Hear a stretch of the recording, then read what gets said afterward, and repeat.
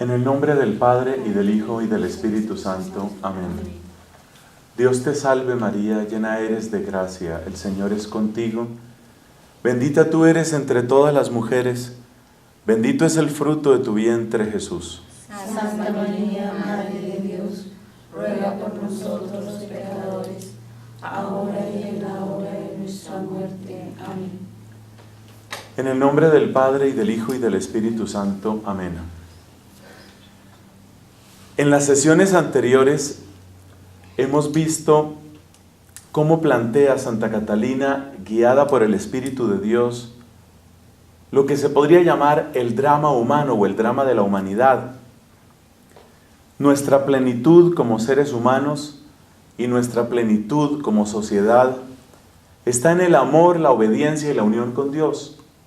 Pero hay un obstáculo que ella representa por medio de la imagen de un río, el río del pecado, pero también el río del mundo.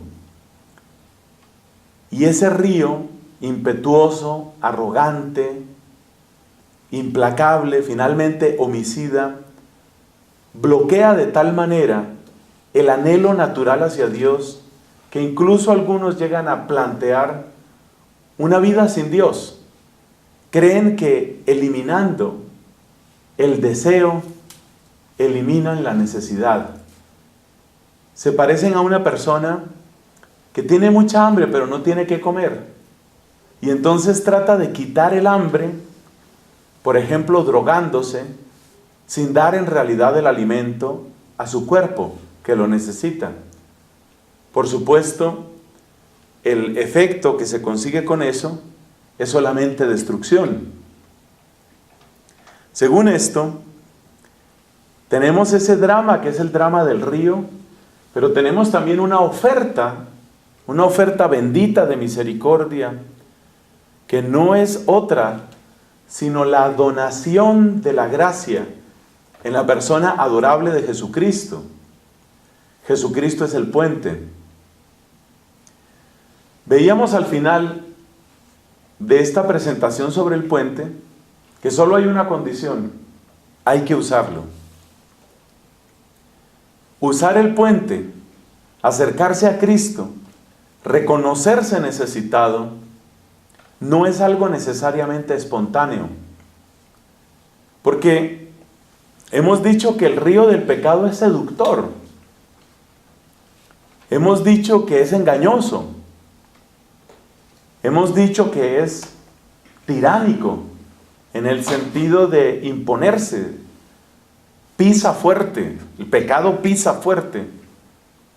Y hace sus propias promesas, promesas vacías, pero suficientes para mantener atado el corazón.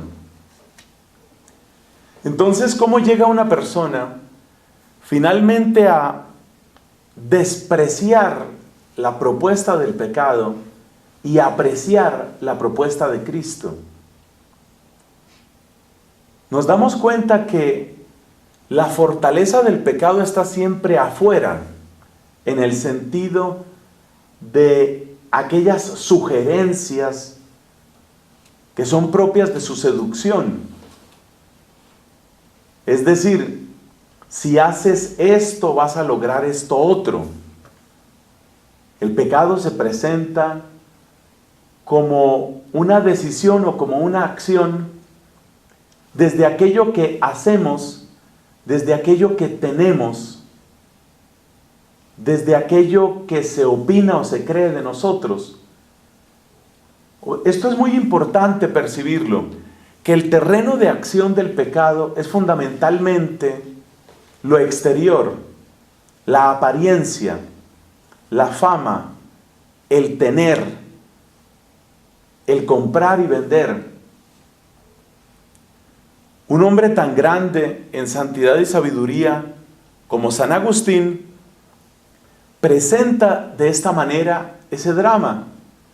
Él reflexiona sobre lo que era su vida antes de conocer a Cristo y dice: tú estabas dentro de mí, pero yo estaba afuera. ¿Qué es estar afuera? Es, en las palabras de San Agustín, lanzarse sobre las cosas. Por una parte, cosas materiales. Ese es el poseer. Pero también son cosas, por ejemplo, asegurar la importancia de un puesto que da mucha honra. O pretender que un ascenso en el poder hace de mí una gran persona. Estas son cosas que están afuera. Entonces, si el pecado quiere mantenernos en una especie de perpetua distracción, buscando apariencias, buscando fama, buscando la opinión de la gente, buscando prestigio, buscando cosas. Si el pecado va en esa dirección, que es hacia afuera, es apenas natural pensar que la conversión y el descubrimiento de la necesidad de Dios es un movimiento hacia adentro. El pecado quiere mantenernos perpetuamente distraídos. Por eso es aliado del pecado el ruido que atonta, el ruido que impide discernir, reflexionar, el ruido que nos reduce a la condición de seres impulsivos, llevados simplemente por aquello que inyectan en nuestros sentidos la publicidad y la ingeniería social. El ruido entonces es un aliado del pecado. La confusión es un aliado del pecado, una aliada del pecado. La persona confundida no sabe qué hacer. Entonces es una veleta, según esa expresión muy elocuente del apóstol San Pablo en el capítulo 4 de la carta a los Efesios. Ahí dice el apóstol que ya no podemos seguir siendo veletas, yendo a cualquier viento. Pero ¿cuál es la manera de no ser veleta? ¿Cuál es la manera de no depender de la tiranía de los sentidos, de la tiranía de la propaganda? ¿Cuál es la manera de no depender de eso exterior? Es necesario hundir profundamente raíces en el interior. Es necesario entrar en uno mismo. San Agustín ha dicho, tú estabas dentro de mí. Antes de San Agustín, unos cuantos siglos, el apóstol San Pablo dice que Dios se dignó revelar en mí a Jesucristo. Dice él, el lugar del encuentro con Cristo es básicamente el mismo lugar en donde hemos escuchado la voz de la conciencia. Sobre esto habla hermosamente en varios pasajes el Papa Juan Pablo II.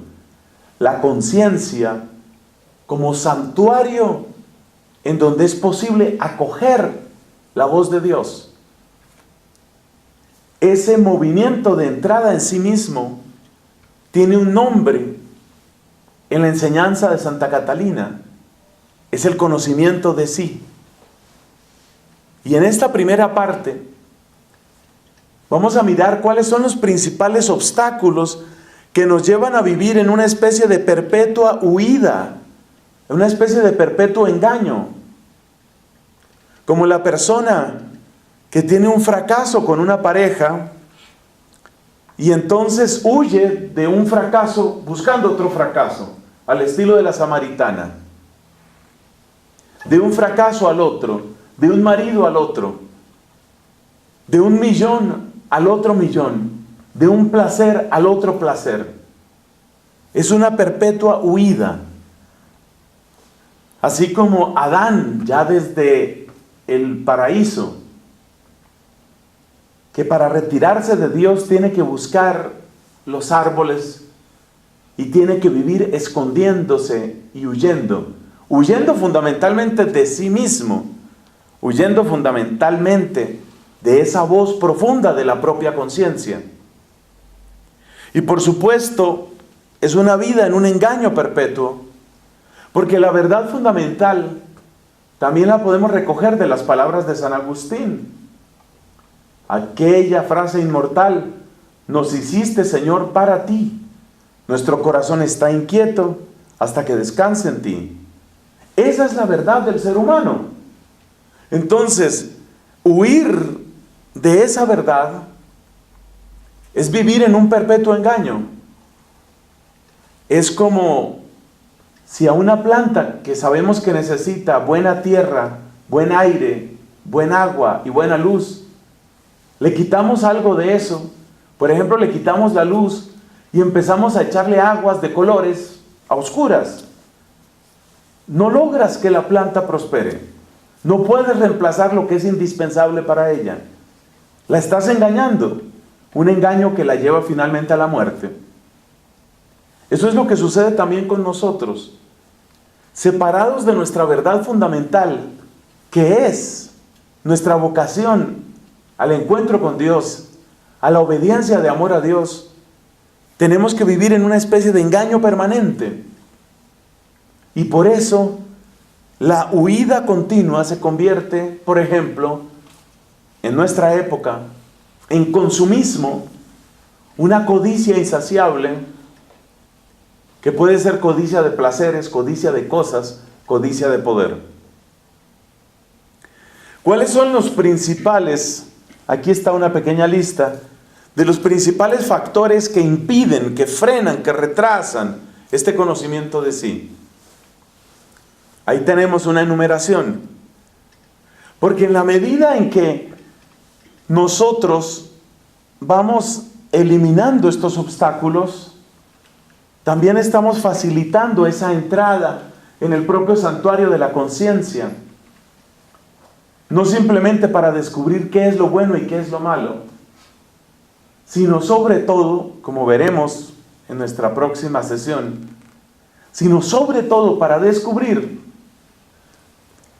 que este Dios realmente nos ha dado su amor. Es decir, que el encuentro con uno mismo, el encuentro con la propia conciencia, al principio parece que fuera solamente denuncia, y quizás por eso intentamos a toda costa evitarlo. Pero ese encuentro con la propia conciencia no termina en la mala noticia de que somos unos pecadores. En la perspectiva de Catalina, de lo que se trata es de descubrir que sí somos pecadores, pero pecadores amados, pecadores redimidos, pecadores acogidos, levantados, sostenidos por un amor providente, un amor transformante, un amor que finalmente nos abre camino hacia una existencia nueva. Bueno, esta es la lista de los principales obstáculos. Inmadurez es la tendencia a quitarse uno toda responsabilidad, como los niños. Yo no tengo responsabilidad. Como dice la canción aquella, soy rebelde porque el mundo me ha hecho así. Es decir, yo no tengo responsabilidad. Yo era bueno, el mundo me corrompió. Es decir, es la manera de asignarse una especie de historia de circunstancias. Soy el fruto de circunstancias y circunstancias, no tengo responsabilidad. Por consiguiente, si soy el fruto de factores externos, lo único que podría cambiar mi vida es que cambiaran esos factores. Vengo de un país subdesarrollado. El día que mi país sea súper desarrollado y haya caminos para que todos podamos aprender fácilmente, y entonces me llegue un trabajo que sea decente, entonces en ese momento, ahí seré yo otra persona. La persona, aquel que toma esa actitud inmadura, aquel que está asignando siempre una responsabilidad a otros, a otras circunstancias, a otros grupos sociales, a las coyunturas históricas, incluso a las conveniencias políticas, esa persona evidentemente no se conoce a sí misma, no puede llegar a entrar en sí misma, porque siempre tiene alguien a quien asignarle la responsabilidad. En otros casos, se trata de simple y crasa ignorancia. Esa ignorancia puede ser una ignorancia culpable o puede ser una ignorancia invencible. Si nosotros pensamos en una tribu en las selvas del Amazonas, a donde no ha llegado ni la lengua castellana, ni ninguna otra lengua moderna, ni misionero alguno, pues esa persona hay muchas cosas que puede desconocer simplemente porque no puede llegar a conocer. Es una ignorancia invencible. Pero también hay una ignorancia culpable. Esa ignorancia culpable, la de aquel que teniendo los medios para conocer, por ejemplo, mejor su fe, sus responsabilidades, sus deberes, no mueve un dedo en esa dirección. Y por supuesto que el que no quiere enterarse sobre la verdad de los distintos aspectos de su vida, mal puede vivirlos rectamente ante Dios. Un caso típico de esto es lo que sucede a tantas personas que desconocen su propia dignidad como hombres o como mujeres, o desconocen el plan de Dios para la pareja humana. En algunos pocos casos se puede decir que esa ignorancia será invencible. En muchos es una ignorancia culpable, pero el hecho es que es ignorancia. Y como tienen esa ignorancia, entonces lo único que creen que rige para ellos es lo que han podido conocer. Desconociendo del plan de Dios para la pareja humana, se desconocen a sí mismos como hombres o como mujeres en una pareja. Desconociendo el plan de Dios para con su pueblo, entonces nos desconocemos como seres humanos llamados a una dignidad y a un encuentro y a una vocación. Algo parecido sucede con el error. La ignorancia es ausencia de conocimiento, mientras que el error es conocimiento equivocado. Por ejemplo, si una niña ha crecido en un hogar donde el único lenguaje que se escucha es que la mujer tiene que ser sumisa y ser esclava y hacerle caso al hombre, y si le sale un buen hombre, pues de buenas, y si le sale un mal hombre, entonces de malas.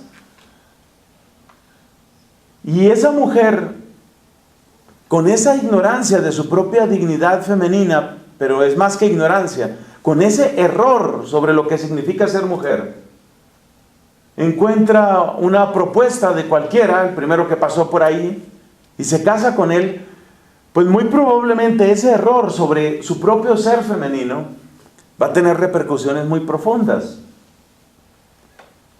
Entonces, desconociendo su ser de mujer, desconociendo su dignidad y sus derechos y sus posibilidades y sus talentos y su propia vocación, equivocada sobre todo eso, muy difícilmente va a poder acertar en muchas cosas.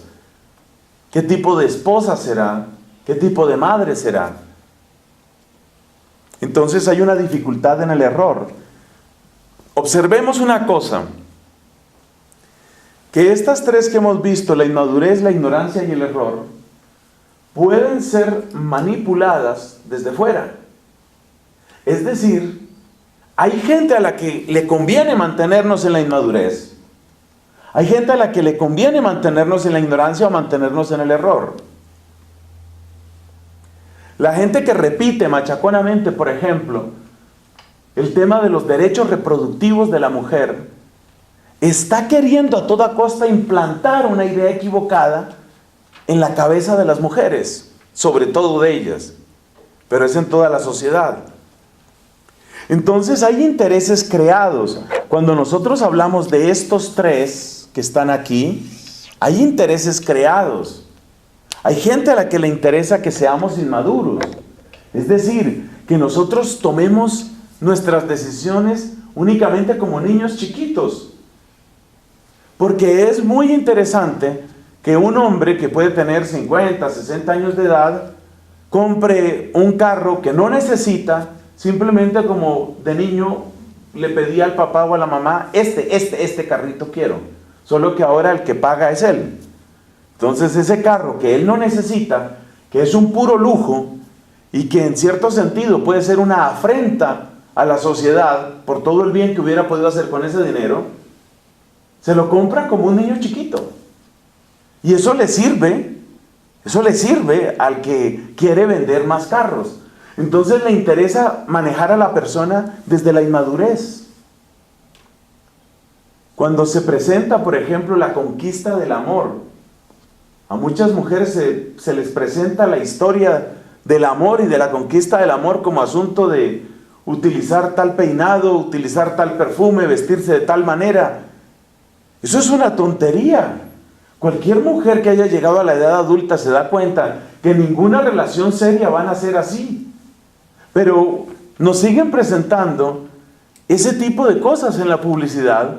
La mujer que se echa un poquito de perfume y ya consiguió la pareja perfecta. Eso es querer mantenernos en la inmadurez, en el error.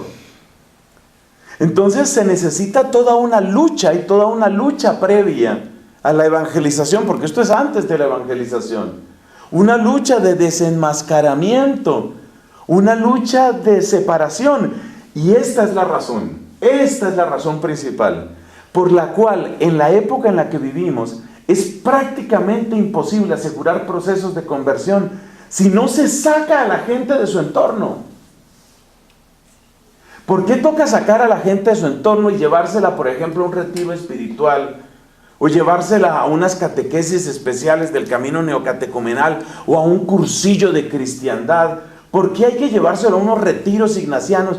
¿Por qué hay que sacar a la gente de su contexto? Porque por un momento necesitamos que todas las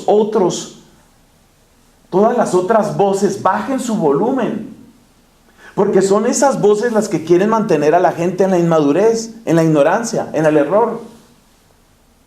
Ese es el poder enorme que tienen los buenos retiros espirituales, que logran silenciar estas voces, y cuando estas tres voces se silencian, usualmente la persona ya tiene un principio de disposición para hacerse preguntas sobre su propia vida y quizás para entrar en contacto con lo más puro de su conciencia. Aparte de estas tres, hay otras dos graves dificultades que suelen darse especialmente cuando la vida de pecado ha avanzado mucho. Tenemos el caso del cinismo. El cinismo es el reconocimiento de un comportamiento que en un momento dado se consideró erróneo o poco ético. El reconocimiento de algo que está mal, lo que nosotros llamamos en teología moral algo que es pecado, pero que ahora se presenta desconectado de todo arrepentimiento, incluso como motivo de orgullo. Pues sí, lo hice, ¿y qué? ¿Cuál es el problema? Pues sí, aborté, ¿y qué? ¿Qué pasa con eso? Pues sí, llevo una vida homosexual y me siento orgulloso de eso. ¿Cuál es el problema? Eso se llama el cinismo, ese es el cinismo. Por supuesto, el cinismo es una especie de sordera voluntaria que usualmente tiene su origen en un cansancio, en un agotamiento, en una incapacidad de luchar. Normalmente la persona solo llega al cinismo después de todo un drama interior, después de toda una discusión interior, después de todo un agotamiento en esa discusión, después de tratar de plantearme muchas veces el dolor por haber abortado, entonces voy a decidir que eso no me debe doler y trato de reemplazar con la fortaleza de una decisión lo que debería ser el poder de la voz de la conciencia. Es oponer al poder de la conciencia el poder de un grito que yo digo, de un grito que yo doy para silenciar esa voz. El cinismo es algo así como gritar más fuerte que la propia conciencia para mantenerla perfectamente callada y perfectamente ausente. Algo parecido es la desesperación. Solo que el cinismo tiene la cara de una afirmación, como el orgullo gay. Soy orgulloso, estoy aquí feliz de lo que estoy mostrando. Mientras que la desesperación es otra derrota, pero es una derrota marcada por la tristeza, por la frustración. Estas dos tienen un carácter mucho más personal, las tres primeras tienen un carácter mucho más social. Y para vencer, es decir, para superar la huida perpetua y para superar el engaño, hay que vencer estas 5. Usualmente, tomar distancia, hacer silencio, examinar los hechos, mirar despacio y sobre todo hacerse una pregunta: ¿estoy solo en esta batalla? Cuando una persona descubre que no está sola en su batalla, que no está sola en su combate, en ese momento se da cuenta que no es necesario llegar a la desesperación. Se da cuenta que es ridículo caer en el cinismo. Y se da cuenta que el error, la ignorancia y la inmadurez no tienen en realidad una palabra que decir para darle un significado a la propia vida. Quitados esos obstáculos, la persona ya puede dar un paso en el conocimiento de sí misma. Y lo que empieza a encontrar es principio de sabiduría, es comienzo de una relación mucho más profunda, mucho más firme con Dios. Gloria al Padre, y al Hijo, y al Espíritu Santo.